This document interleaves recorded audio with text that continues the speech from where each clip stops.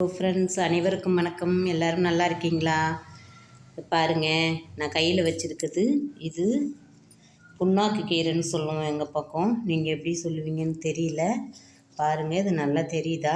இலை வந்துட்டு அப்படியே குட்டி குட்டியாக ரவுண்டாக இருக்குங்க.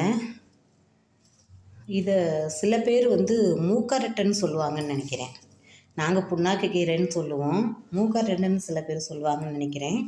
இது ரொம்ப ரொம்ப மருத்துவ குணம் உள்ளதுங்க. இப்போது இந்த இலையெல்லாம் மார்க்கெட்டில் நம்ம நாட்டு மருந்து கடையில் கூட இதை பொடியாக்கி விற்கிறாங்க. இது அவ்வளோ ஒரு மருத்துவ குணம் உள்ளது.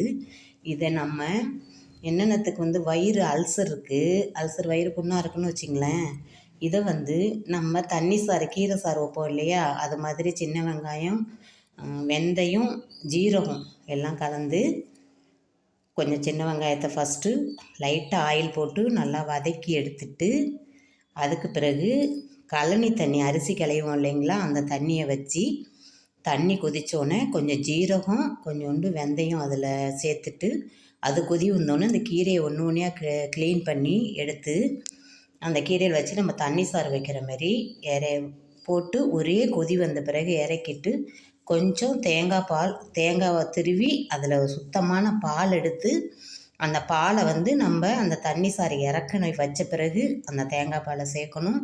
சேர்த்துட்டு அதை நாம் தொடர்ந்து ஒரு மாதம் அதை நீங்கள் சாப்பிட்டுட்டு வாங்க. வயிற்றில் அல்சர் இருக்கு, எந்த டாக்டர்கிட்டையுமே போக வேணாம். அந்த அல்சர் எப்படி குணமாகுதுங்கிறத மட்டும் பாருங்கள். இதெல்லாம் நான் எப்பொழுதுமே எங்கள் வீட்டில் செய்வோம், எங்கள் பசங்களுக்கு அடிக்கடி செஞ்சு கொடுப்போம். இதே மாதிரி நீங்களும் செய்யுங்க.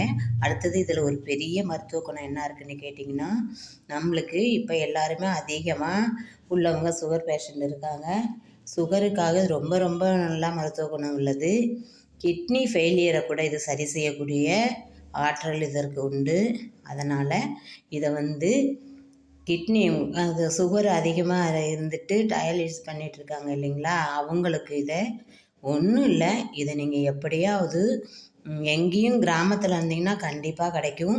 இதை இப்போ பிச்சுட்டு இல்லை தெரிஞ்சவங்கள்ட்ட சொல்லி பறிச்சுட்டு வர சொல்லி வாங்கி இதை சின்ன வெங்காயம் போட்டு, சின்ன வெங்காயம், கடுகு, உளுத்தம்பருப்பு போட்டு நம்ம முருங்கைக்கீரை சுண்டுவோம் இல்லைங்களா, அது மாதிரி இதை வதக்கி ரெகுலராக 48 நாளைக்கு ஒரு மண்டலம் இதை சாப்பிட்டுட்டு வாங்க.